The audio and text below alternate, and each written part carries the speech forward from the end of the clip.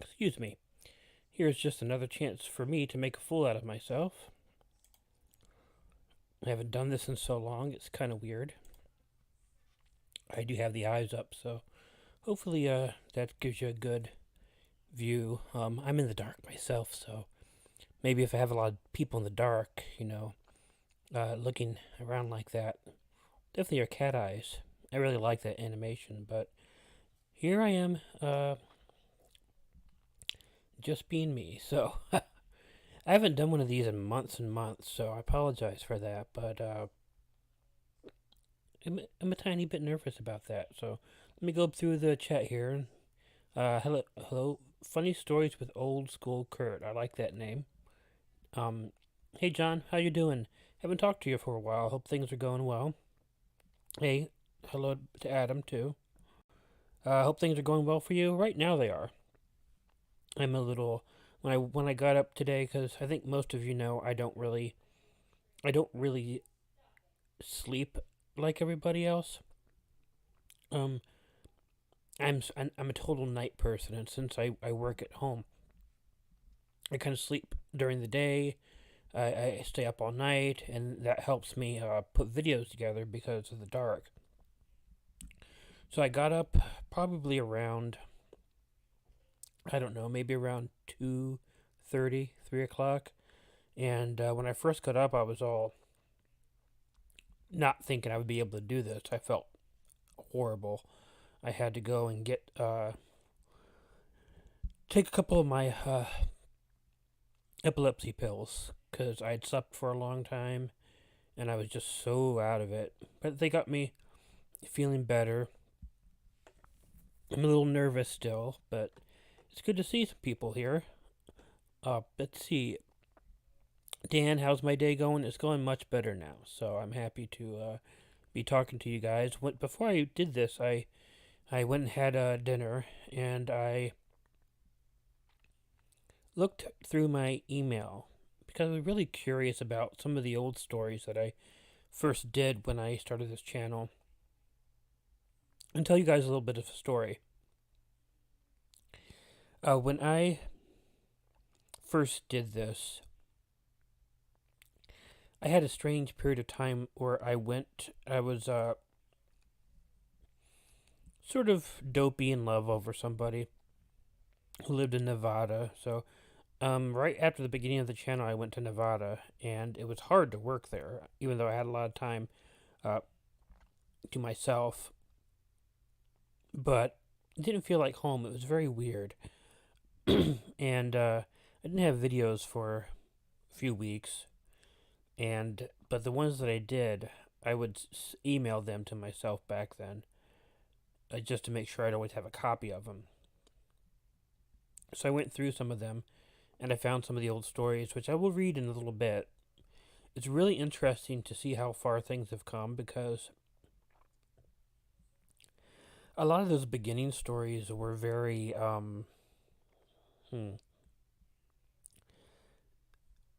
a little maybe harder to believe than a lot of the ones that I have now. Um, so, but they were very interesting. A lot of the stories I do now, I think, are more believable.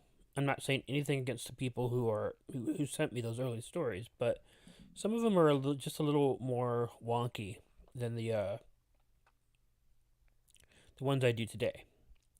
So let's go through the chat again. Justin, sir, I wanted to say thank you because of your stories. I am now one of the best paranormal investigators in my state. Well, I'm happy to hear that. Hope you're doing good, doing that, and I'm all for. Even though I am a skeptic, I'm all for that sort of thing. Investigating things. If you invest it scientifically, it'd be wonderful if you're able to find some evidence of something that we haven't seen before. Woofer McWooferson, like Wolf, y'all. Yeah, I agree. Sir Saboteur, how's it going? I'm going okay. Hey, creepy clown girl. I love the name. Always have. So hello back. Whoop whoop. Hey, Bitty Bitty, how you doing? KOC family. Sarah Lee. Hello. Project 237. Mr. Mr. Fox. um, so anyhow, that's kind of what's been going on with me. And I decided I needed to do this because I really wanted to continuously do this. And I wanted to get to a habit of doing this every Saturday. And once I do, I'll get a little bit less nervous about it. And hopefully things will go a lot better then. But I don't know if a lot of people remember a story. I was looking through it today because a lot of times people will go into a story and they will reference, say for example, I get a notification that somebody posts a comment on an old video, and they will. How do I want to explain this? They will make a comment about the story, and I will have no idea what they're talking about, and there are so many stories. What am I drinking tonight? Chargleberry Finn flavored Kool-Aid. If I sound like I've been drinking something better, it's probably just because I'm a little loopy because of my medication, which is fine with me. I'll try not to be nervous. Thank you, and I appreciate having fans. Appreciate y'all being here with me. But yeah, I went through some old stories and would like to read them again just to see how far things have come. But I did it for that reason. I'll get a notification on a video that I narrated like 3-4 years ago, and someone's going to make a comment like, "Oh, this part of the story, did this happen? Did this happen?" And it would I'll be like, I have no idea. I mean, I have over 1,200 stories on this channel. I certainly can't remember all of them. So I will start listening to the video, which is weird because I think I've gotten a little bit more used to hearing my voice because I hear it all the time because I have to do the editing. When this first started, I hated it so much. Hearing my own voice was just the worst thing. And but now I kind of get used to it. But I'll listen to the story and I'll be like, "Oh, okay." Then I'll comment back on it, and I'll hear this old story I read, and then just wonder why I did all this work on the story, but I don't remember anything about it, and that's what's kind of strange. Why did all the narrators stop doing theme stories? I don't know, but I've noticed that most of them are like that too. It's I'm one of the few people who themes all my videos, and if I can't find a theme, I will, find something to pull them together. For example, I will do a video that I will say 3 scary stories told by the light of the fire or something like that. So I like doing the theme stories, and if you guys have noticed lately, I have done a whole lot of stories that take place in the country, and the reason I've done this is because it seems to be something that I reach the most people with, and that's one of also the reasons I haven't had a whole lot of videos because I'm specifically going out and finding people who have stories that take place in the country because that seems to be very popular, and I'm stagnated a little bit as far as growth goes. I would love to hit that 40,000, 50,000 subscribers sometime in my life. Let's keep our paws crossed. But I've been looking for country stories a lot because that seems to be the niche that I'm getting into. I will do other ones, but I think I'm going to continue doing my best to put out country videos because it seems to be helping us grow and reach more people. And I know so many others. So just say 10 stories from Reddit. And I can't really do Reddit stories. I promised that I wouldn't do that. but it's I'm hoping that you always know that when you come here, unless it's a compilation, that you'll probably get new stories you haven't gotten anywhere else. That's why we love you, man. You keep it old school. Keep it old school. I miss the way I used to do everything, or I miss the way that others do it because it was so new. And I mean that's the bad thing about it. It was so new. There weren't as many narrators as there are. Other narrators mimicking other narrators as well. Um, but the funny thing is, I was actually talking to somebody the other day, and I'd mentioned Creep Pasta, and he's like, "Who's that?" I was like, "Oh wow, okay, that's a bit of a surprise." But I mean, there's so many of us out there to tell creepy pastas or true stories or anything that it makes sense that you might be somebody out there who's big and completely missed them. I'll try sunflower. I don't know how to pronounce that. That one e is throwing me off. Son of where? Oh, I don't know. Sunflower wolf. I'm sorry. That one e is throwing me off. Sunflower wolf. If that's how you want me to pronounce that. But anyhow, a good name. I'm gonna try. I'm gonna tell you guys that I'm gonna try to do more streams. I can't promise because whenever I promise things, I'm not really good at keeping those promises. So it's I don't want to make promises like that. But Evil Black Cat's my sister, and she likes it when I stream too. So she will most likely keep on me to continue to do that.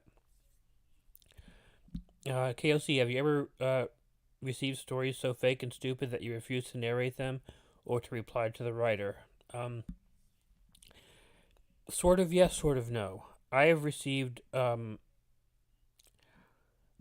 once a few stories from a guy who everything was about. It was all scatological stories. I did reply to him and said, "There's no way I'm going to, have that on my channel." I mean, I hate scatological humor myself. If that's somebody else's thing, they can enjoy it. I've gotten stories that were very, very, very, very religious that I felt very, very uncomfortable reading too, and it's from all different sorts of religions. Because when I would read them, it almost seemed like the people who wrote the stories were trying to press their religion on the listener of the story, and I didn't want to do that. So, and yeah, I've got some stories that you just know there's no way that they're real. I will also tell you that I know that some of the stories that I have probably read probably aren't real, but they're just sort of on the edge that I give people the benefit of the doubt. I had one story where a person claimed they were playing with a Ouija board with their family, and that they summoned a demon, and the demon came into their room and started throwing them around the room. And for like 2 hours, the demon was throwing around the room before the demon finally got tired of it and went back into the Ouija board. That was an actual story that somebody sent me, and that one I couldn't respond to that one because it it's so blatantly fake. But what do I say to that person? You're a liar. I don't really want to do that. So it was quite a. I don't know if anybody, even Ouija board believing people, would believe that story. Same thing every day. I've been around since the Elfenlight Coda King Spook days. Wow, that's been quite a while too. Those were the two, as you probably know, those were the two who mostly inspired me to do this. I miss Elfenlight Coda. I miss King Spook too. I mean, we used to talk quite a bit. I kind of wasn't taking my epilepsy pills one day, and when I do that, sometimes I can.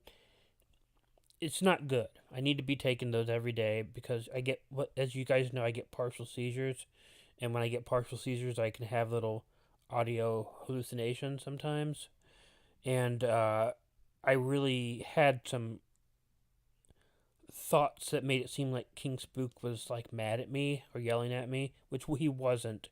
So I kind of went off on him, and once I calmed down and I explained it to him, what happened, and he understood. But after that, we didn't talk for a very long time, and I apologized. He finally got back in contact with me and said that he didn't hold any ill will against me. He just felt uncomfortable talking to me after that, which was understandable. As Evil Black Cat is another person who's been around, but I've had some audio hallucinations when I haven't been taking my pills. She can attest to the fact that I'll say and do things that aren't really happening or real. So I'll think somebody has said things against me when they really haven't. So, but I'm doing much better at not getting to that and taking my pills every day. So, okay, let's go back a little bit. Those were the days, yeah. Elvin Lycota, I'm going to talk about him for a minute because he was something else. He was somebody that I think could have been huge. But unfortunately, he had somebody who hacked into his channel and deleted all of his videos. And he just didn't seem to ever recover from that. Fortunately, I had recorded one of his videos because back then you could do that much easier, and I wanted to keep that video, so I was able to return that to him. But he didn't seem to ever recover from that, which was too bad because he had a great voice. He had a great, great, great voice. Let's see, Project 237. I'm doing a German horror story channel since a year now. Thanks to you, I've received a strange mail from a 16-year-old who told me to be a murderer. Wow, that is really interesting. I would like to read that if you don't mind. If you feel free sharing that sometime. That's the psychologist in me really would like to see that. Hey, Black Cat, keep on him, sister. I will try. Yeah, like I said, the best you can do is try. I'm sort of just me, and I kind of go my own way so often. I would have been too awkward to reply, honestly. If you're talking about that Ouija board story, yes, or the Project 237, someone was just telling you to be a murderer, I wouldn't know what to do on that. Sipping on some King Cobra. I'm assuming you're not sipping on an actual cobra. Thanks for skipping the scat stories. Oh, you're very welcome. No one wants to hear. I think I didn't actually read them. Evil Black Cat read them, and she told me about them. She told me not to read them. So, okay, we can go down a little bit. Austin Pro, can you check your YouTube channel name, Killer Orange Cat Hand? Where did it come from? If you're asking why I named it Killer Orange Cat, it was because it was a placeholder name. Before it was just my name, Jacob Fox was the name of the channel, and there weren't any videos. When I started interacting with the horror channel community, I realized I had to change it to something that fit that way, and I never intended for the channel to be called Killer Orange Cat, but I had to name it something while I was thinking of a new name. And Ichigo was looking at me, and he was giving me this look that he gives when he wants food, and I always call it a death look, and so Killer Orange Cat just popped into my head.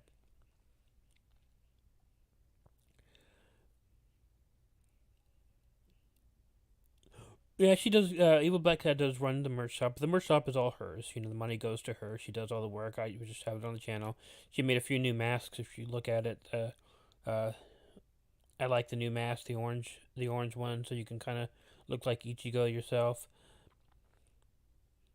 Wendy Dodson. Hi, I just wanted to thank you for sharing your time reading these scary stories. I appreciate you so much. Well, thank you.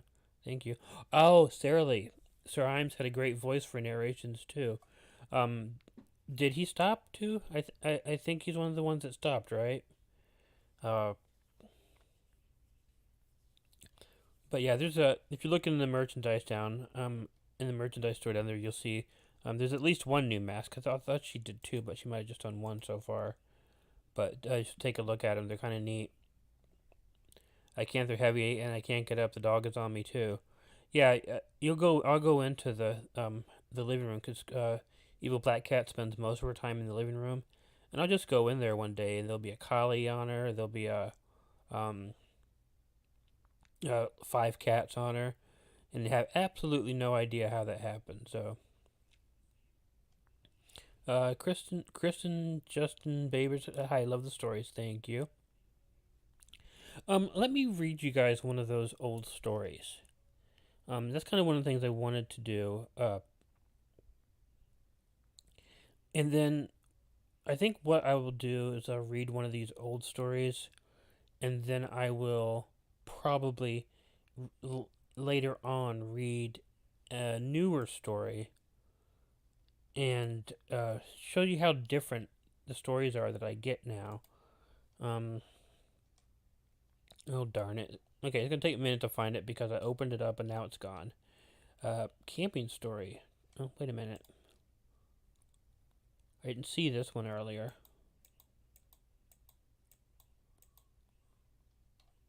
Recreational vehicle. Now, why don't I read that? I'll read the other story too. But recreational vehicle. This was done in 2016. I have no memory of this story, so I think what I'll do is I'll go ahead and read it for that reason because I have no memory of it. So we'll kind of share it together. I don't know. That seems like that might be kind of neat. But yeah, like you said, the merchandise sales do go for feeding the cats and stuff. So it we're not the wealthiest of people, so she started the channel, or not the channel, the merchandise store, which supplements us and it helps us. I get paid once a month, so it kind of helps us out in the period of time between that. But we do all right. But we're gonna share this story together since some of you might know it if you've heard the videos. I have no memory of it, so I will be experiencing it as you guys experience it. So let's see, it is called Recreational Vehicle, and it looks like it was in a compilation of stories called Camping Stories.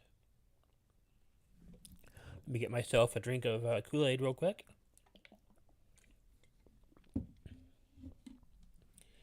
Recreational Vehicle. I've never been one much for camping. There's just something about living in a tent, sleeping in a bag, and just roughing it. It doesn't make sense to me.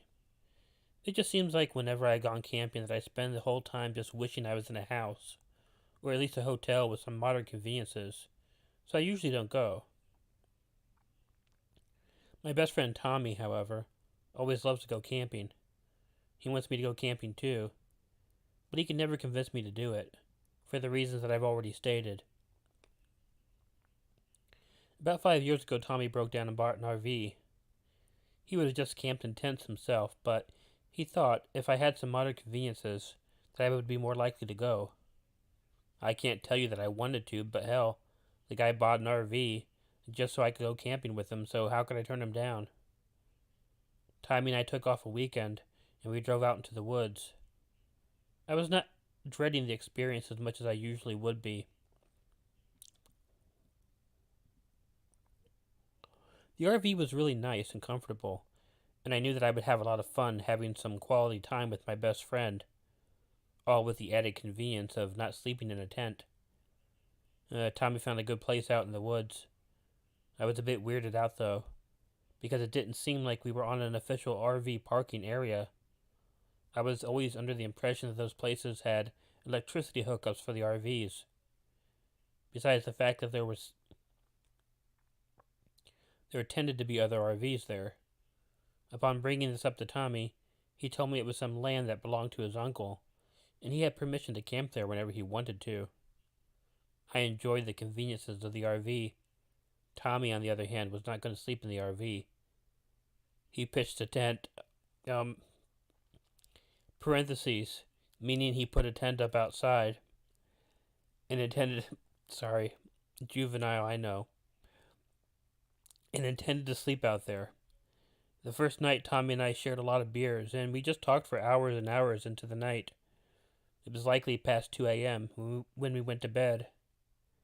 Tommy left the RV and went out to see his tent. I heard him zip it up. I flopped out on one of the bunks in the RV and stretched out in reasonable non-camping comfort. I knew I could get used to this. I fell asleep immediately. At some point later, but still in the dark, a noise woke me up. Tommy had opened the door to the RV. I saw him walking across the floor and past me. He made his way over to the bathroom, opened the door, and went in. He wasn't really trying to be very quiet, which wasn't unusual for Tommy. He was one of those guys who slept so soundly that he assumed everyone else could also sleep through World War III just like him. After he was done, he shut the bathroom door and fumbled around in the kitchen for a bit. When he was done, he left and shut the RV door behind him. I lifted up and peeked out of the window and saw Tommy's form heading over to his tent. I shook my head and then went back to sleep.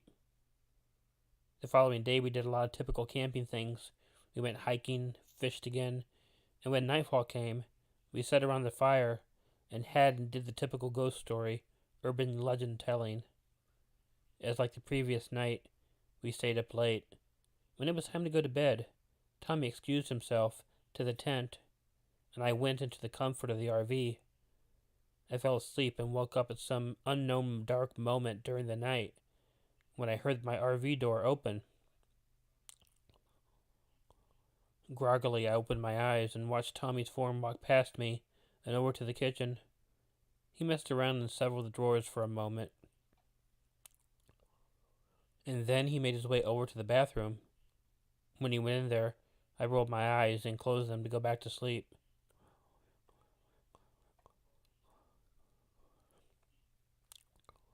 After a moment, though, I heard something outside the RV. Looking out the window, I saw someone lurking over by Tommy's tent. That woke me up completely, instantly. Looking around, I saw the figure heading over to the RV. I got up and thought that the first thing I had to do was lock the door of the RV. But upon getting to the door, I noticed that it was already locked. That was weird, as there was no reason for Tommy to have locked it when he came into the RV.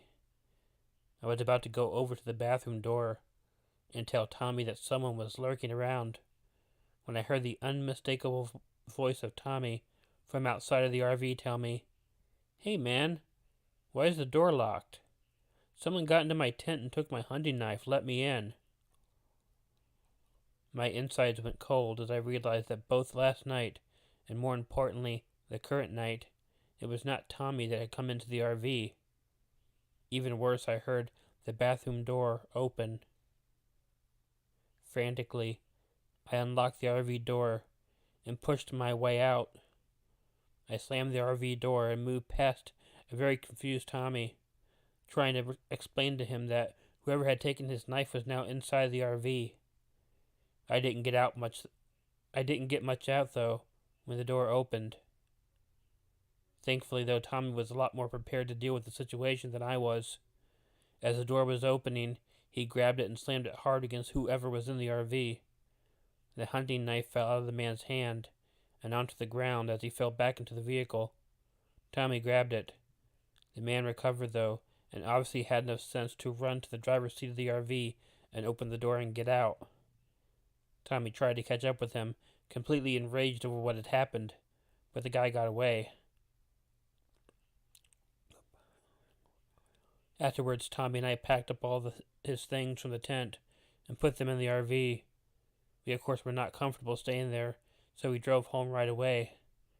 When I asked who might have been trespassing on his uncle's property, Tommy revealed to me that it really hadn't been his uncle's property, so he really didn't know. He had just told me not to worry about it. Tommy is still a camper. He hasn't changed at all from the experience. Me, on the other hand, I've never gone camping again, and I never will. Well, there's not too many mistakes I made there. But let me come back to you guys and see what's going on. Oh, well, wow. Well, first, let's thank In delays, there's lies no plenty. Appreciate your style of story delivery, KOC. Thanks for helping us get through the pandemic fatigue. Thank you very much for the donation. Very, very much. The cats are going to be very, very happy about that. And thanks, Bitty Bitty, $10. Bitty Bitty, me and me have known each other for quite a while. We've played a whole lot of Words with Friends together. But thank both of you very much. Um, when I when I was reading the story, I wasn't able to see what you guys were saying because I had the story covering the entire screen, and so I'm gonna go back. But yeah, definitely In Delay, There's Lies No Plenty. I love that, and I love that. Love the name. I love the fact that you're helping us out there, and thanks for helping us through the pandemic fatigue. Yeah, it's gonna be with us for a while longer, but fortunately, it doesn't affect what I do, and I hope that oh, here's something you guys might like to know. I don't really know if it's going to happen completely the way that I want it to quite yet, but we will have a video out on Christmas with at least me and Mortis Media. I'm hoping to have Being Scared join us too, because it used to be for the few years, me, Mortis Media, and Being Scared would always do a collaboration together. I sent him an email and have to check to see if he's responded, but hopefully we'll get them all and keep helping you guys through the pandemic fatigue. So, let's look through more there. I love the little fan thing. But yeah, that's cute. And how did you guys like that story? It wasn't too it wasn't too outlandish. I've been trying to find some of the more outlandish ones. Now, there's one story that I remember. One story that I remember the most. That whenever I think about strange stories that I don't know if they're real or not, there's one that always comes to mind. And I've been trying to find a copy of it so I could like read it again, but I don't know what I did with it. It's probably on an old laptop. When I first started the channel, um, there's a really good fan, John Alexander, who actually bought me a completely new laptop to do the videos with, and I used it for about 2 years. Unfortunately, it had a bad hard drive in it, and at one point, a lot of stuff got deleted. Uh, so there was a lot of things that were lost there, and that might have been one of the stories that I lost. But it's about these. I think it's only one person, if I remember it correctly, who is out hiking and comes across a very large barn. And they're checking out the barn, and he finds a trap door in the floor. He opens up the trap door, and there's like three skinny, emaciated white people in a room under the trap door, and he gets freaked out. One of them hisses at him, and he gets scared and he runs off. Uh, if I could have found that one, I probably would have read that, because that would be one of the ones I kind of have my doubts about.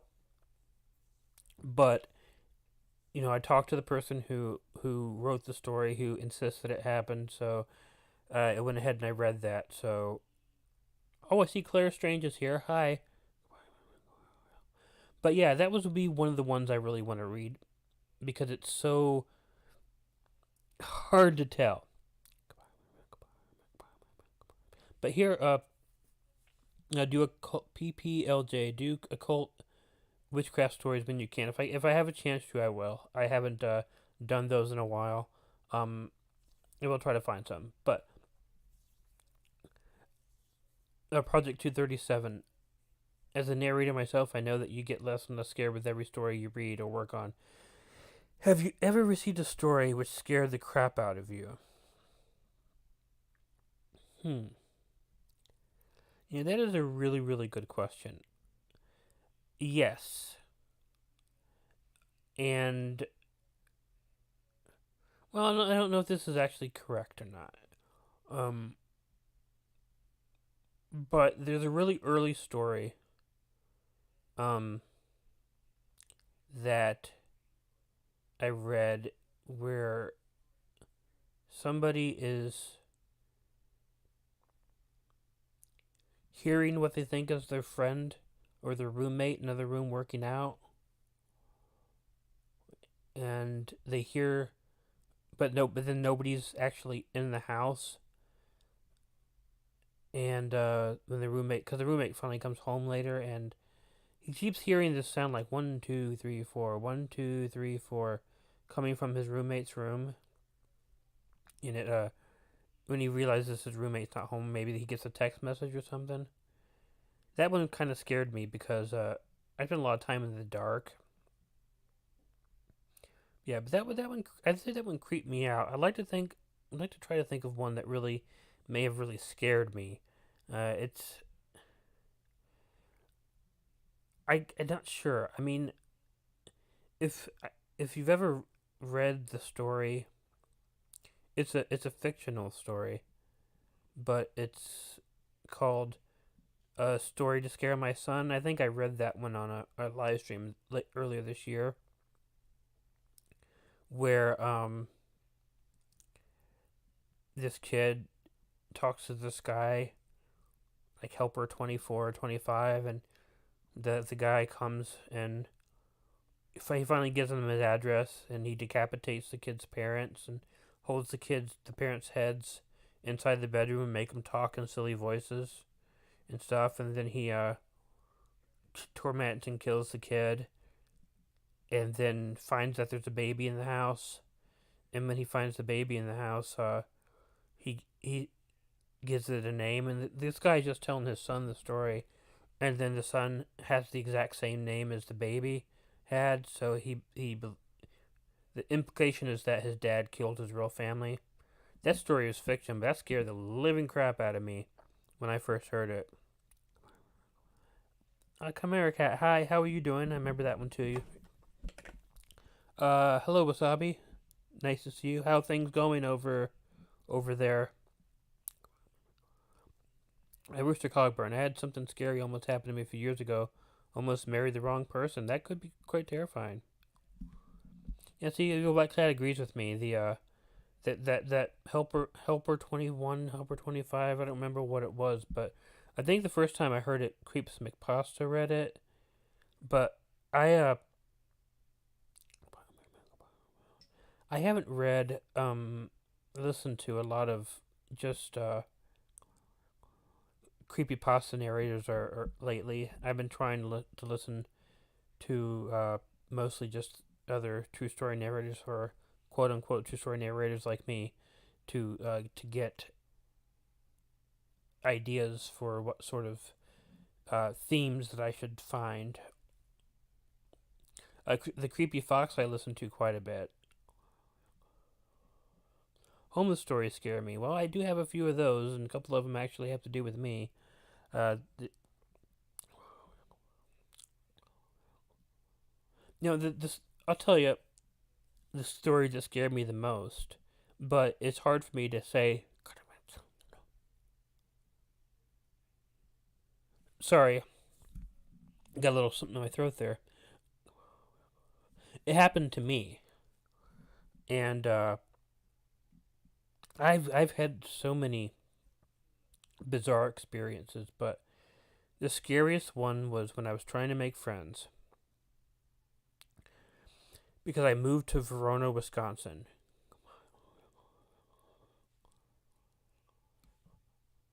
Because I wanted to go to Madison, UW Madison.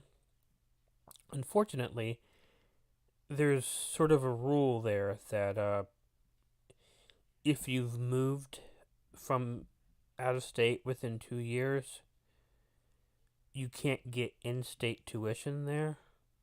So I had to either wait 2 years to go to school or go back to Illinois and just go to in state school there. I ended up going back to Illinois. But when I lived in Verona, this was during the winter, I tried to make friends.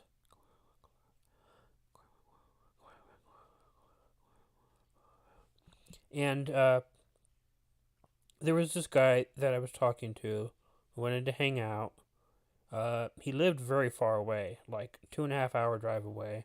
But we had, he said that he came to Madison often.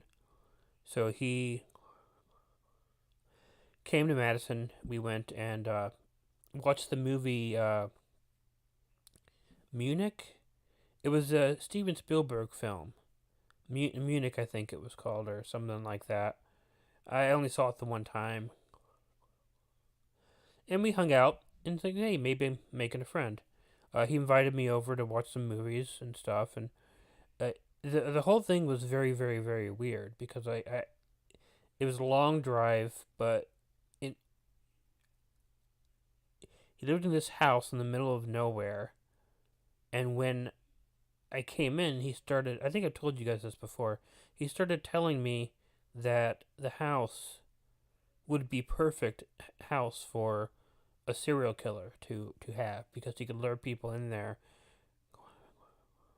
up to the second floor and hang them in the staircase. And, this was one of the first things he told me when I went into his house. And so, we wanted to watch a movie.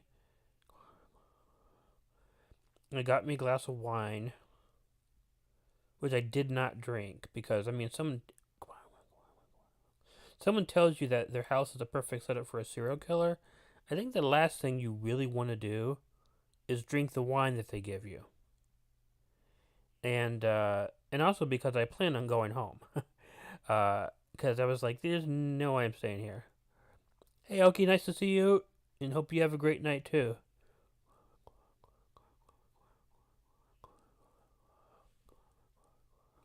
So we watch 2 movies, we talk.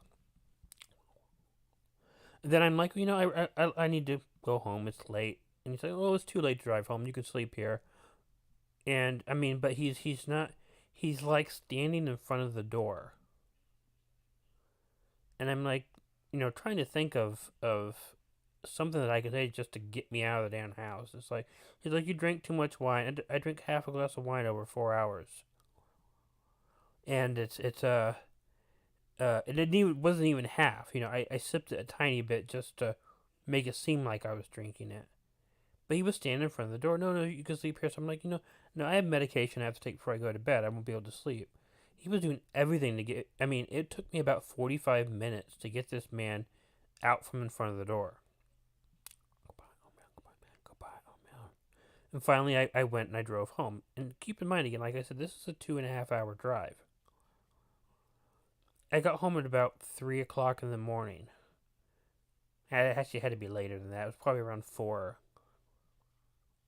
And I went to sleep. At 8 o'clock in the morning, I hear the buzzer going off from my apartment. And I peek out the door towards the lobby, and oh my freaking god, it's him. So there's no way I was answering that damn door at that point.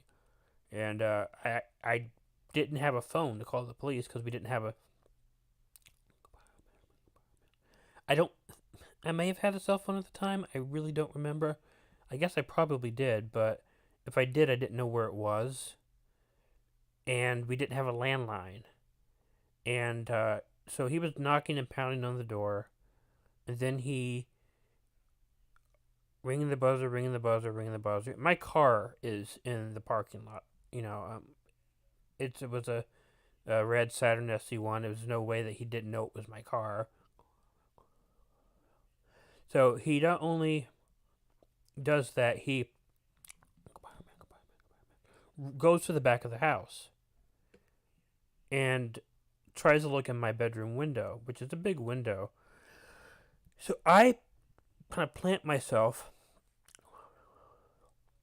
under the window so he can't see me. And he's pounding on the window. Then he goes back around to the front of the door. He's pounding on the door. And I'm not sure what the hell to do. There's no way I'm buzzing the guy in. I can't find any way to get in touch with the police. I just really did not know what to do. And he carried on for a while. I think it was until uh, an hour. He did this for like an hour. And then he finally left and he went home and then he started sending me all these nasty messages that I drove all that way to hang out with you and I knew you were in the house and blah blah blah blah blah. He knew my address. He knew my address because when we went to see the movie, uh, we met at my house. So, but yeah, I mean, this guy was just really, really strange. And all I was trying to do was make friends. I've never been the best person for making friends in person. I can make friends online. That's easy. But, you know, I'm not good. Even though I've moved so many times in my life. I'm not always the best at making friends. And okay, Project 237 is going to sleep.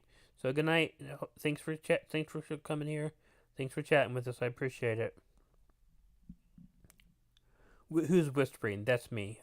It's an obsessive compulsive thing. If you hear it, just go ahead and ignore it. I used to do these live streams on a headset mic, and I had like a little mute button on the mic where I was able to mute it for a second if I had to do an OCD thing. So sometimes my OCD makes me say something, so I might say it in a whisper. So it's that's just me. So I'll try not to do it. It's just because I'm a little nervous still, and I know it says not to be, but I still am. So anyhow, yeah, the guy was creepy. It was such a strange thing, and fortunately, that was a long time ago. I never heard or seen from him again. I moved back to Illinois. Uh, Actually, what happened was I was in, whew, I think I was in Wisconsin for about 6 months. So I went back to Illinois, but I didn't have a place to live until 3 weeks later, and I didn't really have any money at the time. Although I was getting a an eventual payment that for a car that got totaled, and didn't have a place to live for 3 weeks. But a friend of mine in California let me come out and live with them. Um, but that was really, really, really interesting. Uh, Especially when I didn't realize that on the very last day I was there, that one of the roommates was trying to come on to me and stuff. And I don't get those things. I could be in a room with somebody, and they could be sending me every single signal in the world that they want to do something, and I will not pick up on it at all. I'll just be like, you do, you do. Oh, yeah, it's getting a little late at night. I guess I'll just take my belt off, unbuckle the belt, pull it out slowly. Okay, that is a sign. There's nobody who can deny that is a sign. It wasn't just taking the belt off. It was taking, unbuckling it slowly and then pulling it out kind of seductively. And bright guy here, I'm like, doo doo doo doo. I don't know what's going on, but that's just the way that I am. And people, and now obviously I knew that the guy in the serial killer house was creepy, and that something bad might have been coming from there. But I can realize those things. But when someone's trying to come on to me, I do not get it. I could be in a bar and somebody could be hitting on me, and I'll be just like completely oblivious to it. But much love from Boston, Massachusetts. You're the best. Shout out, please. My name is Candy. Well, hello, Candy. Hope Candy, if hope I'm pronouncing that right, and that's great. More Sharkleberry Finn. I do want to read you guys. We're talking about um stories that might not seem like they're real. Hey, the Devil's Interval's here, Wienerville, huh? Um, Wienerville sounds like that'd be an interesting place to go to. But I'm not going to go there by myself. You'll have to come with me. I feel that might be. I feel like there might be a few strange things going on in Wienerville. Hey, you got a piece of candy there. The Devil's Interval. Always been really nice guy, really good friend. What have you been up to lately? We haven't talked in a while. But it's the. We've had some great videos together. He did this wonderful like mix where we swapped our entrances, our introductions, but he also did a nice little video with his devil dog and with Ichigo with their eyes out. It was really cool. But as we were talking about, what's up, buddy? Just talking, telling some stories. But I am going to tell you guys we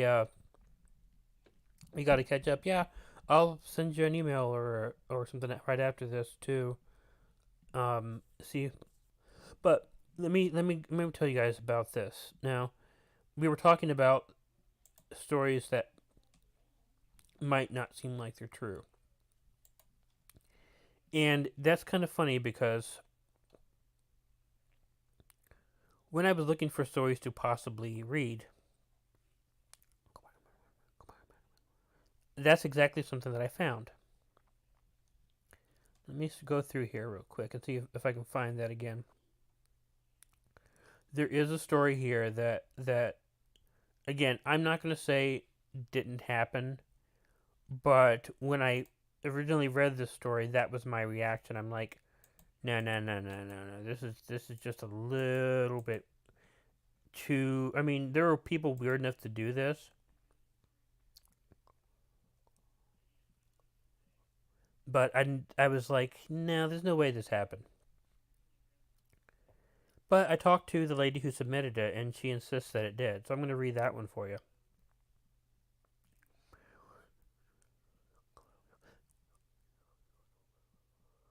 This is from one of my very first videos, and one of my most popular videos, actually. It's called The Stray Dog. My 5-year-old daughter absolutely loved animals. She had always wanted to get a cat or a dog, but my severe allergies prevented us from ever being able to get a pet. Even the ones that they claim are hypoallergenic really are not, since dander comes from skin, not hair. I did buy her a tank with a couple of zebrafish. I'm just pausing here for a second. When she said tank, I was thinking she bought her like a tank. Like, okay, yeah, you can't have a cat, you can't have a dog, but I'll buy you a big iron tank so you could shoot down your enemies. Okay, I did buy her a tank with a couple of zebrafish, but that was a mistake as these fish quickly became my responsibility. One afternoon while my husband was at work, I was washing the dishes. It was a nice and sunny day, and I would have much preferred to have been outside enjoying myself. My daughter was in our fenced-in backyard, having a tea party with her plush animals. I would like to say that I always kept an eye on her, but sometimes I was busy and lost track of time. But the fence in our backyard was a high wooden fence with no gate, so I never thought it was possible that she was in any danger. When I was almost done washing the dishes, my daughter Cindy came running into the house. She was very excited and had a smile that was simply reaching completely from ear to ear. "Mommy, Mommy," Cindy cried joyously, "I got myself a doggie." I put down what I was doing and looked at her. "What are you talking about?" I asked. "A doggie got into our backyard and played with me," she informed me. "It told me that it was going to be my own special doggie." I was really confused but also concerned. I was worried that a dog might have actually gotten into our yard somehow. I immediately went into the backyard but didn't see anything. There was no dog in the yard. "Where's your doggie?" asked my daughter, assuming that she had made up an imaginary pet. "Oh, he had to go home, but he told me he'd come back to visit me again." When my husband got home, I told him about what had happened. He wasn't concerned about it. He had a human imaginary friend when he was just a child, and he told me that because Cindy had wanted a dog so badly that she likely just made one up. I, I joked and asked him if he made up an imaginary friend because he couldn't find any real ones, and he stopped talking to me for the night.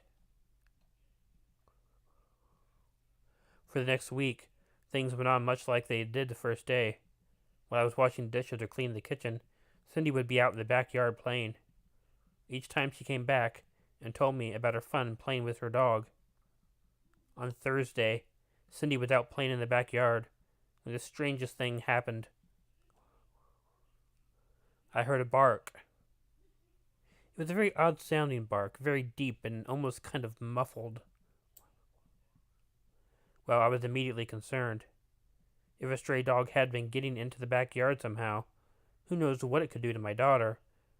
It may have been carrying diseases, or, although it has been nice to her so far, if Cindy unintentionally irritated it, the dog might attack her. I put down my washcloth and ran to the backyard. What I saw with Cindy was a lot worse than a stray dog. There was a man in my backyard wearing a dog costume and playing with my daughter. It was a ratty costume, and it actually made him look like he was a stray. He was on all fours, but it was easy to tell he was a tall man